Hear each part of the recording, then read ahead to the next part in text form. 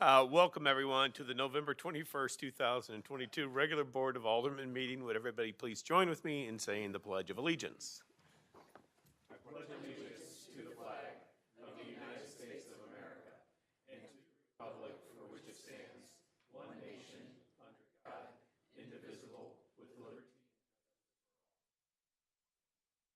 Roll call, please.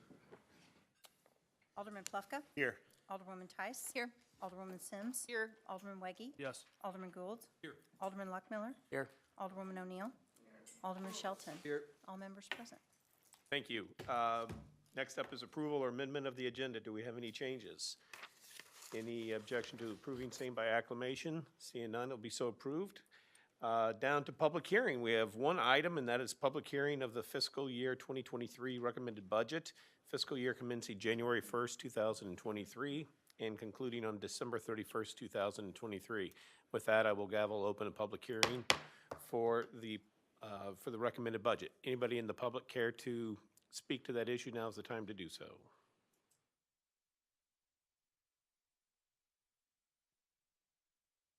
There's no one online. All right, well then we will gavel close the public hearing on the budget. Next up is citizens' comment. Anybody in the public care to address the board?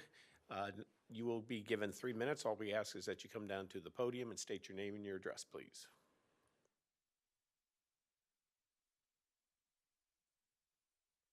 Moving right along. Bring us to the mayor and alderman reports. First up is the mayor. I have two things I want to just address, and both of them were in, I believe, the Post-Dispatch. There were articles in the Post-Dispatch, I think, on this past Friday. The first is the ongoing sales tax saga. As I think I told the board that a few weeks ago, I was requested to appear in front of the county council to talk about our experience with the 1% or 1 cent sales tax overpayment for the last 5 or 6 months.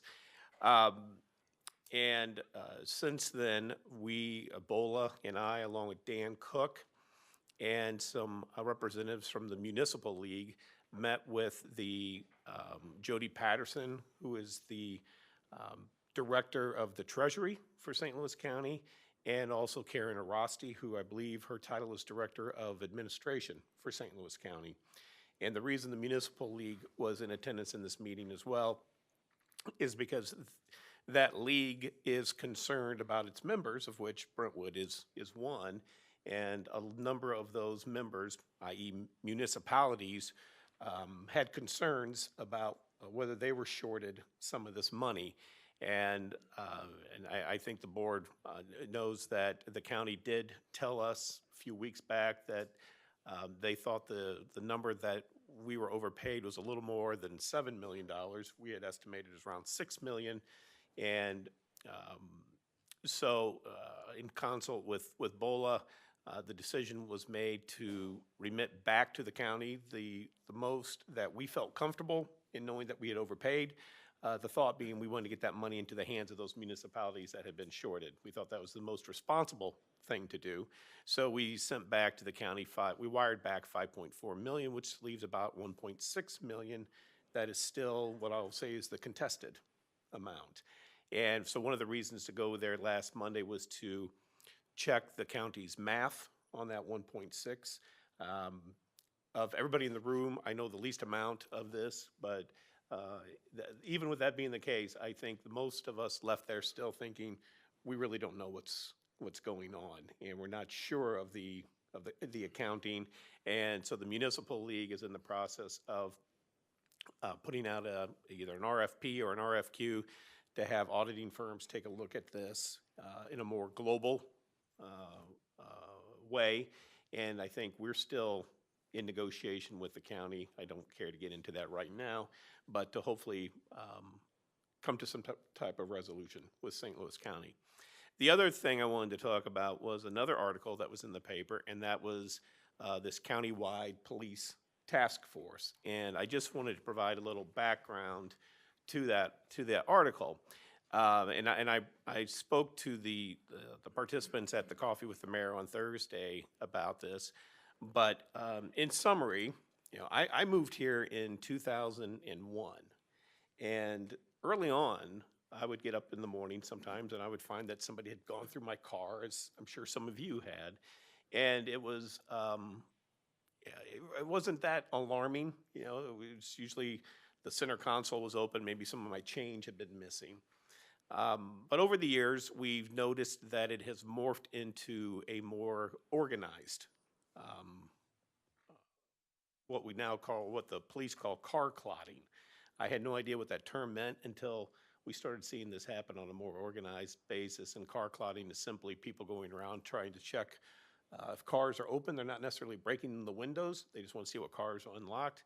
And they, from what we've heard from our police, what they're trying to get are either other cars to commit other crimes or looking for guns. And in response to that, because those were happening in the middle of the night, and in response to that, our police engaged in essentially a public education campaign. We bought signs and put them out throughout the neighborhood, lock it or lose it, and the chief at every opportunity would tell the residents, take care, do not engage these folks, because these cars that are coming into our residential neighborhoods in the middle of the night, these folks are heavily armed and they're not afraid to use these guns. And so if you saw something like that, do not hesitate to call 911. It's not the most comfortable way to go about it, but given our resources, that was kind of how we decided to move forward. Then we noticed that it started changing to daylight hours. And we have seen, and I'm not talking about in the commercial areas, I'm talking about in the residential areas. We have seen a number of instances where these bad guys are coming into wards 1, 2, 3, and 4 armed, stealing cars, confronting residents with their guns. And what really got my attention was one that happened on July 24th. That was a Sunday. And now I've learned that I believe they started up in Maryland Heights, this crew did. And they moved down through Ladue and they came into Brentwood, and they confronted one of our residents at Hatton and Sonora with a gun. This was at about 11:30 or 12 on a Sunday afternoon. Resident went back into his house. This guy went across the street onto the east side of Brentwood, over onto Bridgeport, I think it was, and stole a BMW. And at that time, he also had a gun, because I spoke with one of the residents over there at Bridgeport, because it was so upsetting to me to have this happen in the middle of the day during summer when kids could be out. And that's why to me, that was a game changer on that day. And I spoke with Alderman Plufka about this as the chair of public safety, and I said, we need to do something about this. For the longest time, we would just say, well, it's happening in the middle of the night. The likelihood of there being an interaction with our residents was pretty slim. Now it's happening in the middle of the day. And it's not limited to Brentwood. It's happening throughout St. Louis County. And my concern of there being an interaction, it is happening. Thankfully, it hasn't happened so much in Brentwood, but you don't have to look any further than what in Richmond Heights. Back in September, there was an incident where somebody was trying to break in a car. Homeowner came out, confronted him. There was gunfire. Another neighbor came out with his gun, started shooting at the guy, and there were bullets in the houses, lodged into the houses. That's what we don't want to happen. And so I met with our chief and I said, what is it that you need? What can be done? And he talked about some more local approaches, but he said overall the best thing to do would be to mimic what St. Charles County has done, come up with a county-wide task force.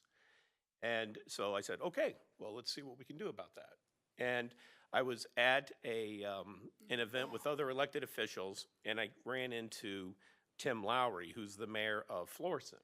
He's also their former police chief. And Tim and I serve on the executive board for the municipal league. And I said, Tim, here's what's happening in Brentwood. He said, well, it's happening in Florissant. I said, would you be interested in sitting down and kind of talking about this? And he said, sure, let's do that. So then we reached out to Terry Briggs, who's the mayor of Bridgeton, and we brought him in. He was the former president of the Municipal League. And then we brought in Pat Kelly, who's the executive director. So the four of us started working on this. And we went out and we met with the chief of Lake St. Louis Police Department, Chief D. Giuseppe. And we wanted to talk to him because, first of all, he's the head of the St. Louis Area Police Chiefs Association, or SLAPCA. And he also is very involved in putting together the St. Charles County Police, or the county task force. And we wanted to hear their experiences in what they have seen as a marked decrease in the number of car thefts. And car thefts, while it's technically a property crime, in reality, it's not. It's a violent crime. You know, these are folks that are armed and are not afraid to use those guns if confronted by a resident. So what the chief said is they've been successful because of they've got a lot of police officers that they're throwing at this. They have buy-in from the prosecuting attorney's office, and they have buy-in from the courts out in St. Charles. After that meeting, he invited us to attend a SLAPCA meeting where I made the presentation about what it is that we're trying to do here. And it was, I think, very well received by those in attendance. After that, I arranged a meeting with the presiding judge for St. Louis County and the family law judge, because that's the judge that oversees the juvenile division.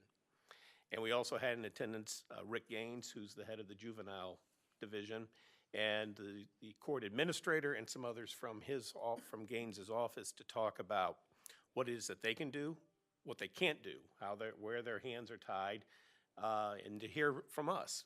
And so we learned quite a bit, and we learned that it might need some changes down in Jeff City, because there have been some changes in the juvenile law, where 17-year-olds now are considered juveniles, where in the past they weren't, which means you can't hold them like you could if they were considered adults. After that, at the next board meeting for the Municipal League, we created a committee specifically for this task force to put this together. And in addition to the mayors of Brentwood and Bridgeton and Florissant, we also have the mayor of Clayton and the mayor of Creve Coeur sitting on that committee. And we're all working together to try and see what we can do to realize this countywide task force. One issue is funding. And so last Monday, we went down to Jefferson City to meet with the Director of Public Safety, Sandy Karsten, who oversees the Highway Patrol. And she's appointed by the governor. And she told us about some of the grant programs that are out there. And there's 4 of us, plus we had 12 police chiefs in attendance, one of which was St. Louis County Police Chief. You know, he's committed 50 officers to this countywide task force. And the thought is that we might need like 100 total. The other 50 would probably come from the municipalities. That's why we wanted to talk about funding to maybe help the munis come up with some additional money. So I bring this all to your attention because simply to give some background to that article that you saw on Friday and where we are. The good news is that we've had a lot of meetings, we've had a lot of discussions, and we've been able to crystallize some of these issues and hone in on some things that we can work on. You know, when we started this back in August, I didn't think it was going to be done in a couple of months. I figured this was going to take quite a while to put this together. And here we are in November. I do think that we've seen a lot of progress, but we're not done. And I just wanted to let the board know and let the residents know that we're not sitting by and we're not going to continue to let this happen. We're going to try to do what we can to address this crime, because contrary to what you might read, crime, at least in the realm of car thefts, is on an increase in St. Louis County, St. Louis City. And one place that it is down is in St. Charles County. And they attribute that to this task force that they put together. So I'm hopeful that we can get there. It may not be exactly the same of what they have, but we're going to have another meeting with those judges in about a month's time, and we're just going to continue the conversation. So that's it. Thank you for letting me speak for a while. Alderman Plufka. Thank you, Mr. Mayor. And as you know, what resources and equipment are going to be necessary from Brentwood to contribute to this task force effort, Public Safety will put that together and bring it forward to the Board of Aldermen for consideration. Thank you. The other part of my report is And I understand that there is this difference of opinion between the county and the city of Brentwood as to how much money is owed back that was paid by mistake to Brentwood from the county. And I also understand that there was a disbursement of sales tax recently, and it's not clear to me from the emails that I saw today whether or not the county is engaging in somehow reducing the contribution that is going to the city of Brentwood by virtue of the money they believe they're still owed from the city of Brentwood. If there is that going on, I will sponsor legislation, which I hope that my other aldermen will support, that we go ahead and take all the money that is remaining that is held in trust currently, and dollar for every dollar they short us, I want us to take $1 out of that trust and put it into our coffers. It is ridiculous to me that the county would behave like this.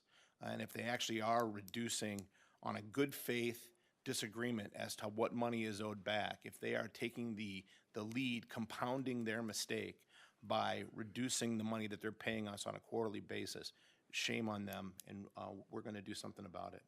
Thank you. Thank you. Alderwoman Tice. After all that, I have no report. Alderwoman Sims. No report. Alderman Waggy. No report. Alderman Lockmuller. Yes, in preparation of this budget that we're going to go over tonight, I'd like to thank Alderwoman Sims and the Ways and Means and staff for holding the multiple meetings that they had. I'm kind of I have a hard time getting through that budget, and I know a lot of times we all have the same questions, and it's nice to be able to hash it out there and then just bring it here to the full board for a quick yes vote. So thanks for that time you all put in on that. Yes, thank you. Alderman Gould. Yes, one, thank you for spearheading that task force. It's really important, and you know, it's happened to my family a couple of times over the years, and I think it is important that we do everything we can. We certainly can't, you know, can't stop it all altogether, but if we can make it harder and harder, then it hopefully stems some of that problem. So Ward 3 meeting, due to some, typically it happens at the end of the last Tuesday of the month, this month, due to some holiday conflicts, we are actually going to push that meeting into December 13th. And actually, Kelly, if it's okay, move it up to 6:30, just given the time that we allow staff over there to maybe get home, knowing that it's during the holidays here. So. That's not the Brentwood holiday. That's not the holiday. No, the event, 12th right? is That's the 12th? the 12th Okay. is the Okay. yep. So come to the city's holiday party on the 12th, and then come to the Ward There you 3 go. meeting on the 13th. Alderwoman O'Neill. And Alderman Shelton. Yeah, I just want to quickly pass along that I received a note from Brentwood Forest that they had a food drive this weekend that was very successful. And more importantly, I want to pass along that they said that our staff is very responsive to getting food truck applications approved, which is good to hear, especially considering we're all excited about our new Brentwood Park and hopefully having a lot of those. So I want to just pass it along. Thank you. Fantastic, thank you. Next up is City Administrator Report, under which we have one item, and that is Brentwood Bound Update.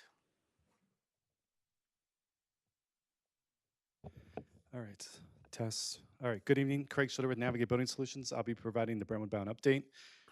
Since the last Board of Aldermen meeting, the city spent $2,440,827.28 on construction costs. In regards to soft costs, the city spent $10,934.80 on design, legal, marketing, and surveying fees. Going to the additional categories of funding, so with the city receiving the GRG Connector Part B Muni Grant of $410,000, the plan was always to reduce the Stormwater and Parks Improvement Fund by the amount of future grants and private donations. So the stormwater amount that was $410,000 more last meeting was reduced. That's why that area is yellow, because that's been updated to reflect that new amount that will be pulled from that fund to support Brentwood Bound. Going to additional funding sources, the 2022 and 2023 EDST projected income was updated to reflect the audit. Okay, thank you. Any questions for Craig? Yes, Alderman Lockmiller. Greg, later on, we got Resolution 1412 coming up where we actually have some change orders where contractors giving us back money. Is that reflected in the contingency yet? It's not. Those are actually, just to be clear, those are CCDs, construction change directives. So sometimes we use it as a tool. We've done that in a previous Board of Aldermen meeting, and that tells the contractor they have to proceed while we work through some disagreements on values. So those are values that we've estimated. Those aren't the final values. So the work will commence. We'll have future negotiations. That amount will get updated by that amount. That'll turn into a change order, and once that change order is executed, then that gets reflected in the contingency amount. Thank you. Anybody else? Any other questions for Craig? Okay, thanks, Craig. Thank you. Next up is the consent agenda. We have 4 items. Are there any questions or requests to remove any items? If not, the chair would entertain a motion to approve the consent agenda. Actually, I have one question. Sure. So on the castle item, Dan, can I get some clarification? So when that came out of Public Works, we had a time and material bid for the creek cleaning, and we directed to go back and get an estimate for getting rid of the old railway bridge. So it's not clear to me what exactly we're approving here. And this is Resolution 1411, item C? Yes. Okay. Yeah, and that's kind of the way I left it, was that you can do either one or the other, or you could even do both. I wouldn't recommend doing the pier just because of the sheer cost and the fact that you probably won't see a huge change unless you do a hydraulic model before and after, meaning that with the pier and without the pier. They've estimated as much as $350,000 to remove that pier. The pier's been there for decades. It goes all the way back to, I believe it was the St. Louis and Kirkwood Railway. So, I mean, it's probably at least 100 years old. When they removed the bridge that went, I guess, back to the brickworks and across Manchester, that area, that they just left it, removed the bridge, left the pier. The cleaning was like roughly 108,000, and Right. that would just be cleaning debris in the Black Creek, Deer Creek areas. So, Your Honor, I guess I request, let's take that off and let's talk about that a little bit more, because that is different than the final form that we saw at Public Works. Sure. Thank you. Anybody else? If not, chair would entertain a motion to approve the consent agenda as amended with the removal of item C, resolution number 1411. So moved. Second. Any discussion?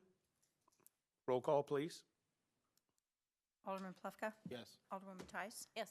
Alderwoman Sims? Yes. Alderman Weggie? Yes. Alderman Gould? Yes. Alderman Lockmiller? Yes. Alderwoman O'Neill? Alderman Shelton? Yes. Motion carries by a vote of 8 to 0. Okay, thank you. So resolution number 1411 will be under new business, item D. All right. Next up is old business, bill number 6428. President in Chief. Good evening. So following last Board of Aldermen meeting, ordinance was passed to allow the fire department to participate in the critical illness pool for the firefighter, state program. BOLA directed me to contact the attorney for follow-up questions on changes to the plan agreement that was discussed at committee level. His response was included in your packet. Essentially, is he doesn't want to take that change back to the state right now. He wants to wait when other amendments are ready to be changed or to be submitted to the trust for change. This goes to the state Division of Insurance. So he doesn't want to take this change to them currently and just provide responses as he did here for clarification. I have a hand up over here. I'm sorry.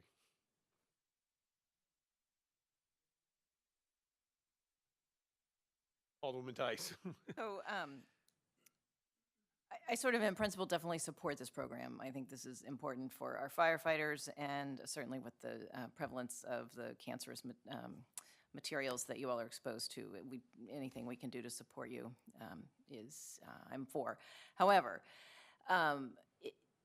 it's a new trust, and the ability of the city to remove itself, even if there's an outstanding claim, seemed to be something that, at least for me, helped me get over the comfort level of joining a trust that's so new.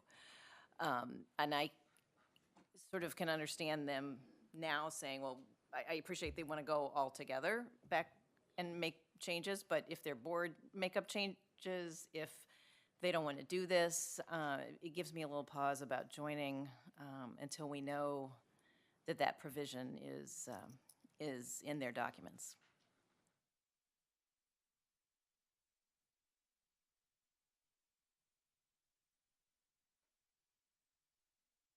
Sorry about that. Need some clarification. Okay. So I just checked with our city attorney. We don't need any action on this unless the board wants to make a change in light of what the chief has just said, if that makes sense. If the board doesn't do anything, we're moving forward as is with what was approved. Is that correct, city? Right. The ordinance passed by the board authorizes participation. That's the public policy of the city and the directions to the chief. Unless you want to withdraw from the trust, there's no action to take at this time if you're uncomfortable with the confidence that you have that it'll be handled in a way that you expected when the board approved it. If absent that, we will not give notice of withdrawal and we will continue. Okay. So if somebody, go ahead, Alderman Tice. Could I ask Chief a question? Did they indicate at what, the timing that they might go back and make changes to their documents? He did not, no. It might be worthwhile to get something from the board or the attorney that it is the position of the trust, their interpretation of their document, that a withdrawing member is not obligated for payments to an active participant. So maybe we can get a letter from them, which would increase your comfort level. That As sounds opposed like. to saying, yeah, we think it's okay, but, you know, in an email. We have a letter from him. That is It's the, in board docs. that is, okay.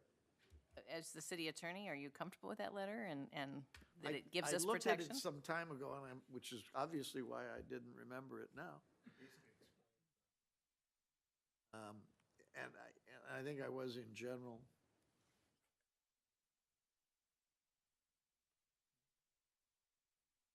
Yeah, we can come back to this, and if that's all right, we can move on, and I'll take a look at that again. Okay. We will move on to new business then. First up is bill number 6433. Double duty here, Mr. City Attorney. Can we get a first reading of bill 6433 by title only, please? Bill number 6433, first reading, an ordinance removing a physically disabled temporary parking space at 2516 Melvin Avenue. Okay. Dan, are you presenting on this?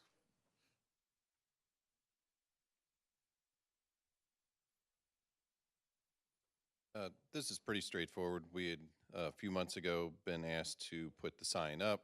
We did an ordinance, or actually the board did an ordinance, directed us to put it up. It's no longer needed, so now we just need an ordinance to take it down. All right, any questions? We would like to go ahead and move forward with the second read on this tonight, if at all possible, so can we get a motion to that effect? I move for a second reading. Second. Any discussion on that motion? All in favor? Aye. Any opposed? Motion carries. Thank you. Mr. City Attorney, can we get a second read of Bill 6433 by title only, please? Bill number 6433, second reading and consideration for adoption, an ordinance removing a physically disabled temporary parking space at 2516 Melvin Avenue. Thank you.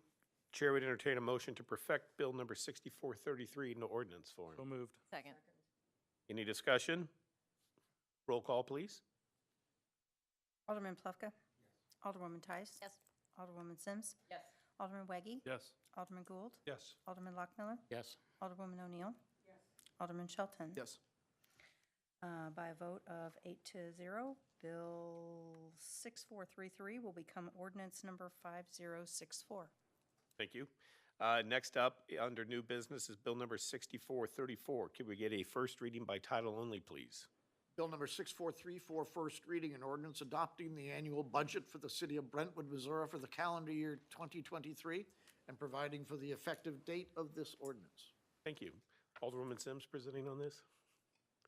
Thank you. First off, I will turn on my microphone. I wanted to thank staff and the Ways and Means Committee. We had several special meetings to take on the various topics that comprise the proposed budget. And also I want to thank the department heads.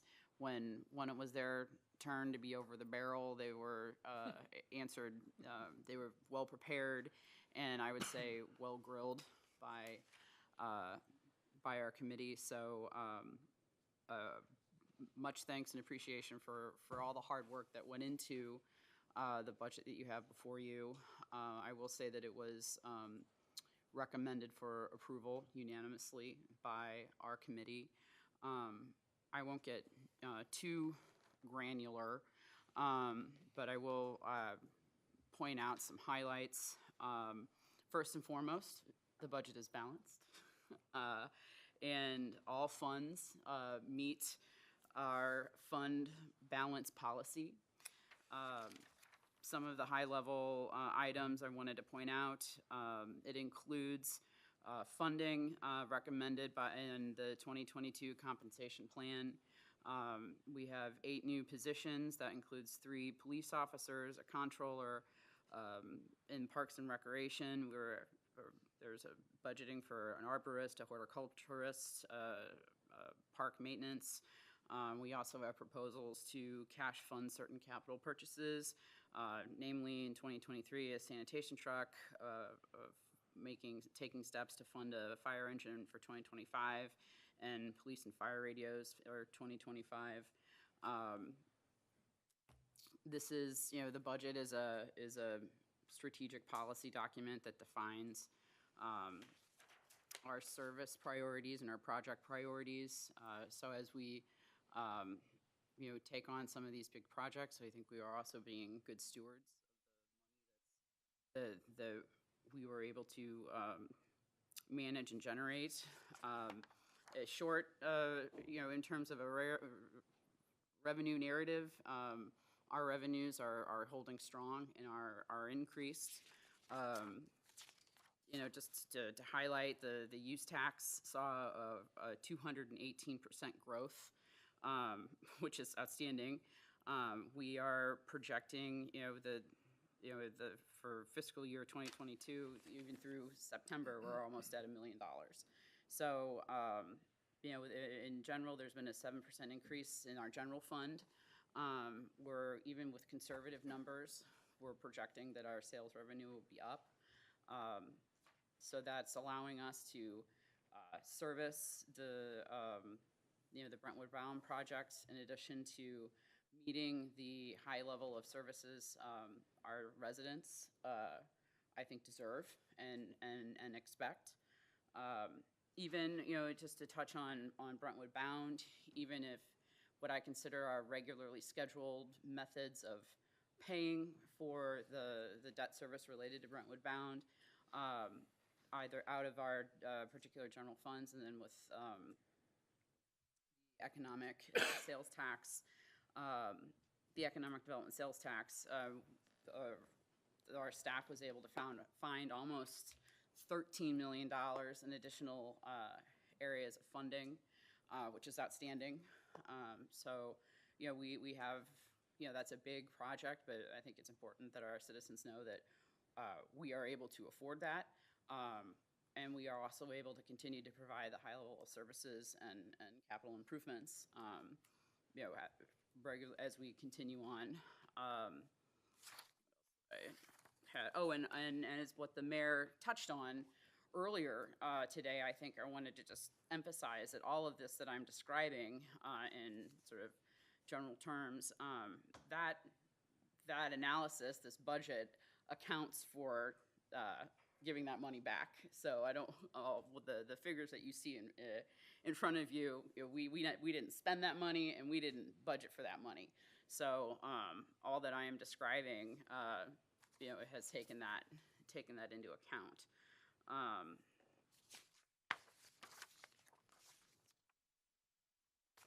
So if they're, I was going to keep it pretty high level. So, but the budget's balanced, revenues are strong, we're affording Brentwood bound, we're able to provide the services and capital investments to keep the city.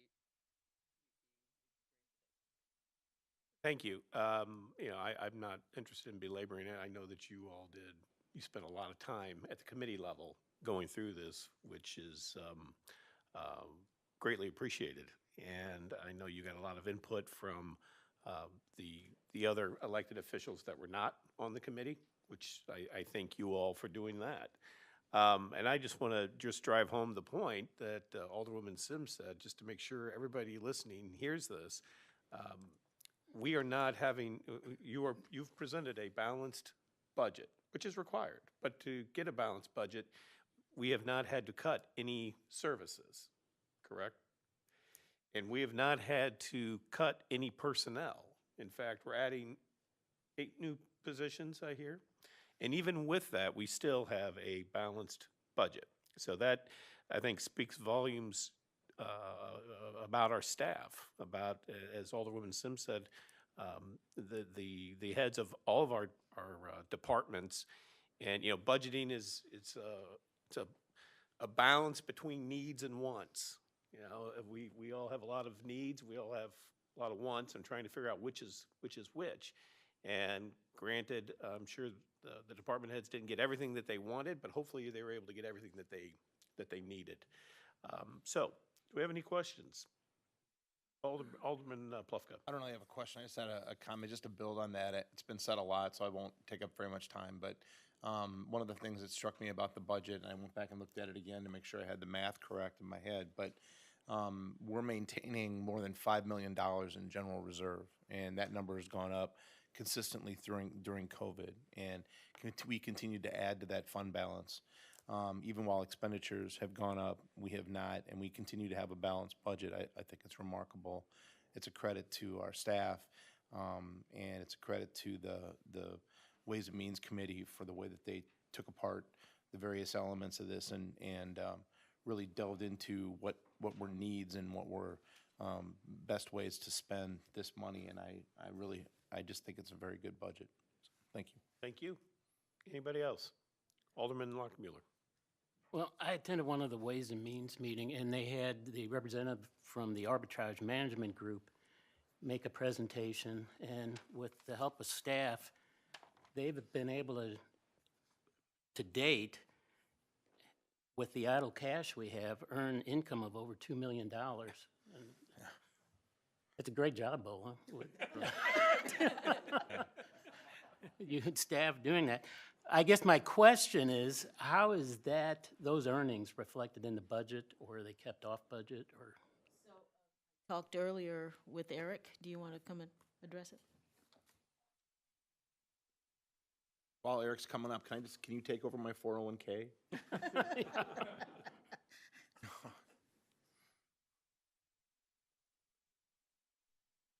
In case there are more questions. So a lot of that was done with the excess funding from Brentwood Bound, and so we were able to take the 2018 COPS and 2019 COPS and invest those, and you'll see those in Fund 50, a lot of that in Fund 50. Some of the stuff from general fund and capital, you'll see that in different interest accounts throughout the budget. So it's kind of a splattering of places, honestly, but the primary of it is in Fund 50 and Brentwood Bound. So if it's like one of the COPS, for instance, that maybe has something to do with your budget area, that just flows in as interest income? Yeah, and especially the 2018 COPS, which I believe has to be used on the project. That's one of the funding sources that Craig shows on his sheet. So we're accounting for that as part of the overall expenditures for the project, okay. Revenue and expenditures. Great job, thank you. Anyone else? If not, we will have a second read on this at the next meeting, is that right? Correct. Okay. We'll move on then to bill number 6435, Mr. City Attorney, can we get a first read of Bill 6435 by title only, please? Bill number 6435, first reading, an ordinance approving a final subdivision plat of Grace Brentwood subdivision of parcels located at 8849 and 8909 Litzinger Road into 5 single-family residential lots.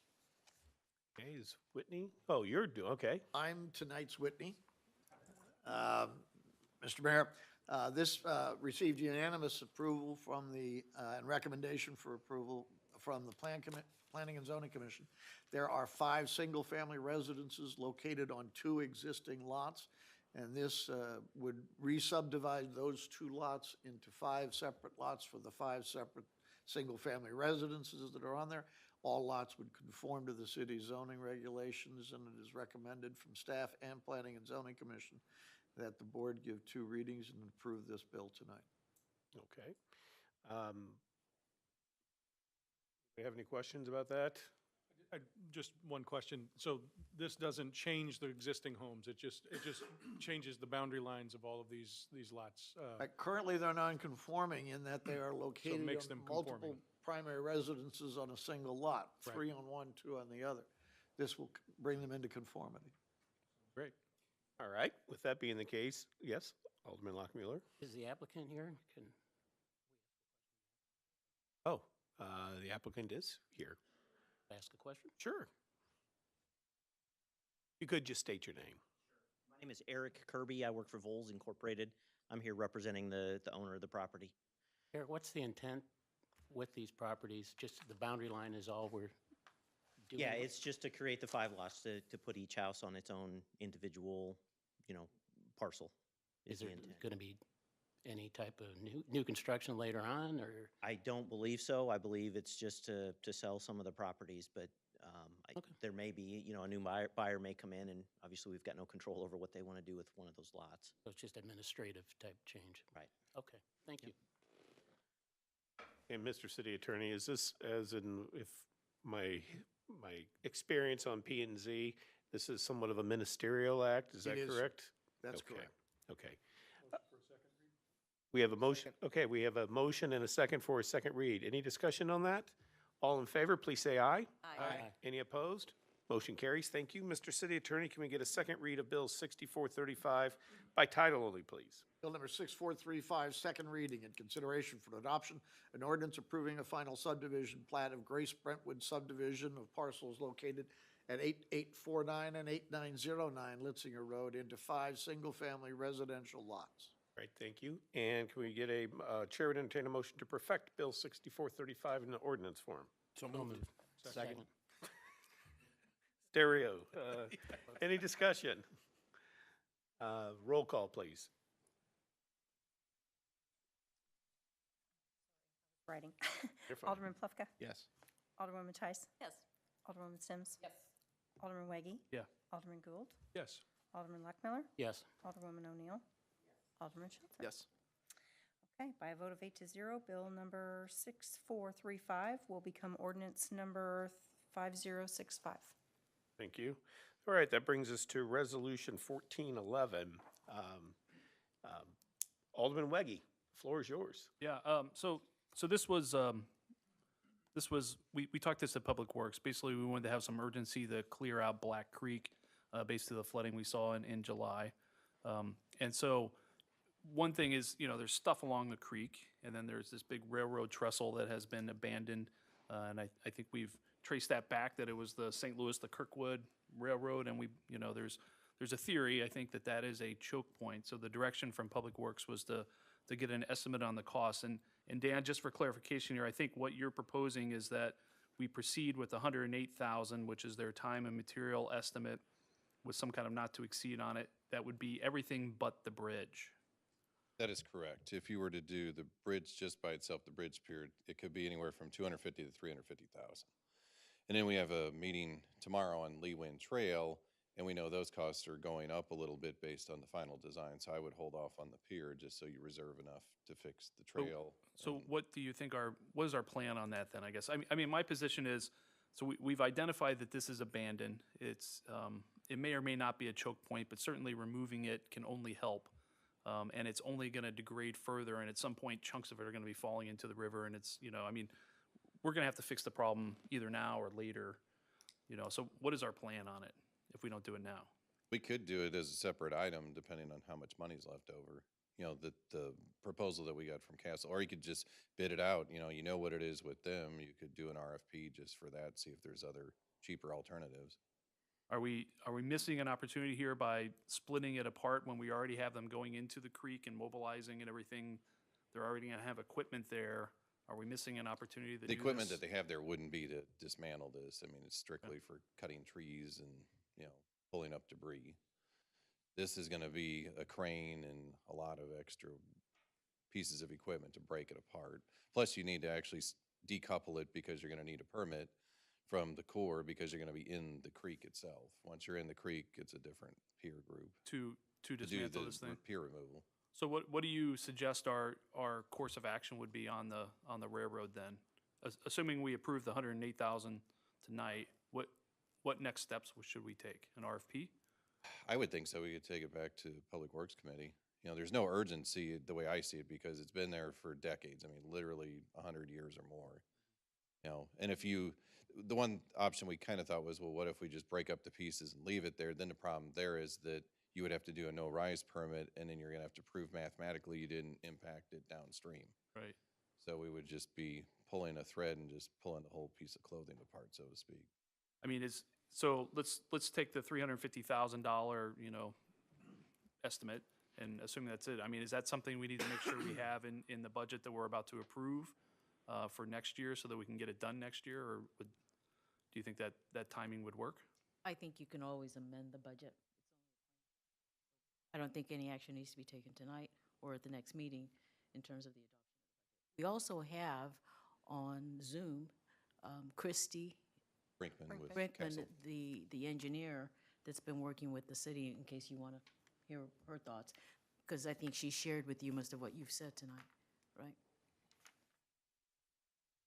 They don't recommend it. I mean, it would benefit their company if we went forward with it, but they're recommending against it. I'm happy to speak if you'd like me to. Yeah, quite the entrance. Yeah, Chrissy, I'd love to hear your thoughts. Sure. I mean, and normally, so I'm Christy Brinkman. I'm the Director of Design Build for Castle Contracting. So when we first looked at this, we had just identified that, yes, this is a challenge. Unfortunately, because as Dan had stated, we are in the floodway. Any work that would impact putting material into the creek would require a no rise. And so that's going to create a little bit more of an issue and why the cost would be so high to remove that, because not only is the access really challenging, but also we would have to remove any material that could potentially go back into the creek to ensure that we don't create any other core or floodway challenges. And so it's a little bit trickier than a normal just going in and removing something. And as we've looked at this again, we think that there's probably better impacts to be improved further up the channel where we're doing some of the tree clearing that Dan has already recommended, just because the sheer cost of this to benefit, again, as I've told Dan and Bola, we are happy to take your money, but I would not recommend it just from the sheer cost benefit of what that's going to do in the channel. I think there's probably other improvements that could make a lot bigger of an impact for that dollar value. Okay. Eric just reminds me that, Eric, do you want to speak to it? How SEMA can assist the city with not just clearing the creek of the choke points, but.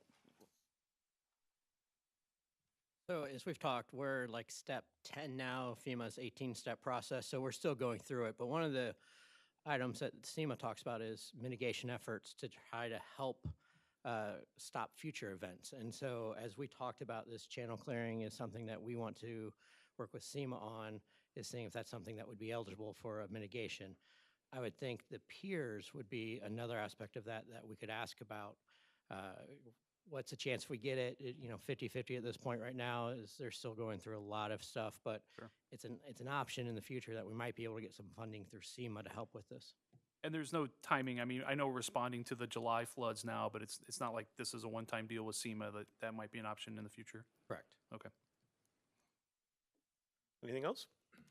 Yes, Alderman Gould. Just as a question of clarification, if I recall correctly, there was a recommendation to clear the choke points only in the parts of the creeks that the city actually owns, because there's a liability that we take on if we start to try to mitigate clearing of somebody else's property. Is that correct? That is correct.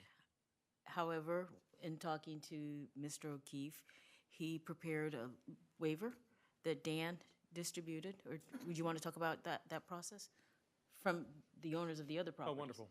Right, before we would actually get started, the owners would sign these waivers, and then there's a few of these. There's, let's see, for Deer Creek, there's like 8 parcels identified, and then for Black Creek, there were a total of 7.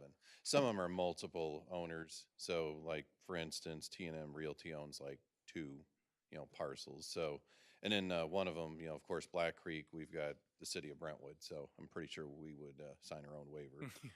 And then Moran Investments, they have like 3 along Deer Creek, so we just need them to sign off on their 3. So it should be a fairly easy process. The one that's a little different would be over by Millman. There actually is a city of Webster Groves. Their public works abuts the creek there, so I don't know. I would probably approach them to see if they would clean their portion up before we would tackle it for them. But even if we cleared everything else along the creek, that would make a significant difference in what we have seen. And then this is something that we want to move forward and potentially budget for, or as Eric mentioned, plan for trying to get SEMA funding to help us to have ongoing, because these are overgrowth issues, not just trees, and that will continue to grow. Right. Anyone? Alderman Weggie. So then I would make a motion to, approve this resolution with a not to exceed of $120,000. That's 10% above the 108. Second? Okay, any discussion? Roll call, please. Alderman Plufka? Yes. Alderwoman Tice? Yes. Alderwoman Sims? Yes. Alderman Weggie? Yes. Alderman Gould? Yes. Alderman Lockmiller? Yes. Alderwoman O'Neill? Alderman Shelton? Yes. By a vote of 8-0. Great, thank you. Brings us down to citizen comments. Once again, if anybody in the Actually, Your public. Honor, don't we still have 6428? Oh, that's right. Yeah, thank you, Alderman, Alderman Plufka. Thank you. Bill number 6428, Mr. City Attorney, have you had a chance to? Your Honor, I've reviewed again the letter from the attorney for the trust, and while in a world in which people did what I told them to do, it would be expressed more definitively. I think we can get there, and first of all, I think this is a significant step. It shows us the intent of the trust with respect to the issue that we raised. I think we can get to acceptable language, and we always have the option of withdrawing if it becomes unacceptable. So I see no reason to take action. We'll still continue to communicate with them. Okay. Anybody care to make a motion to take action? If not, then we will consider that matter closed. Right, it'll not return to Right. the agenda unless Right. staff has a report of some change in circumstance. Okay, great, thank you. Now that brings us down to item 11, citizen comments. Once again, anybody in the public care to address the board, now's the time to do so. You'll be given up to 3 minutes.